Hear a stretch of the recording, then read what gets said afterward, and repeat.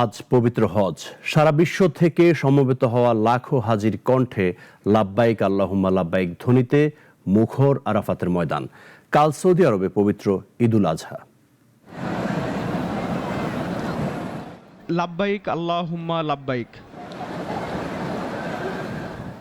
হজের সবচেয়ে গুরুত্বপূর্ণ রুকন উকুফে আরাফা পালনে আরাফাতের ময়দানে সমবেত হয়েছেন ১৬ লাখের বেশি মুসল্লি।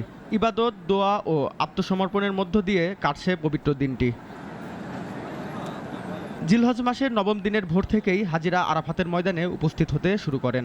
সূর্যাস্ত পর্যন্ত তারা নির্ধারিত সীমানার মধ্যেই অবস্থান করে ইবাদত, কুরআন তিলাওয়াত, জিকির ও দোয়ায় মশগুল থাকবেন।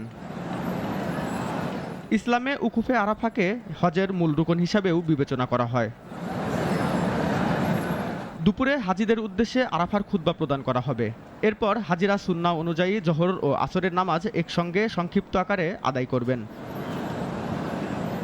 মক্কা থেকে প্রায় ২০ কিলোমিটার দূরে অবস্থিত আরাফাতের এই বিশাল প্রান্তরে অনেক হাজিকে জাবাল আর রাহমা পাহাড়ের পাশে ইবাদত ও ধ্যানে মগ্ন দেখা যায়। এদিকে হাজিদের নিরাপত্তা ও সেবা নিশ্চিত করতে সৌদি কর্তৃপক্ষ ব্যাপক ব্যবস্থা নিয়েছে। জনসমাগম নিয়ন্ত্রণ, চিকিৎসা সেবা, পরিবহন ও জরুরি সহায়তায় কাজ করছেন হাজারো কর্মী। তীব্র গরমের মধ্যেও নিরাপদে হজ পালনের জন্য স্বাস্থ্য কর্তৃপক্ষ হাজিদের বেশি বেশি পানি পান এবং দীর্ঘ সময় রোদে অবস্থান না করার পরামর্শ দিয়েছে। রেজাই রাব্বি, নাগরিক।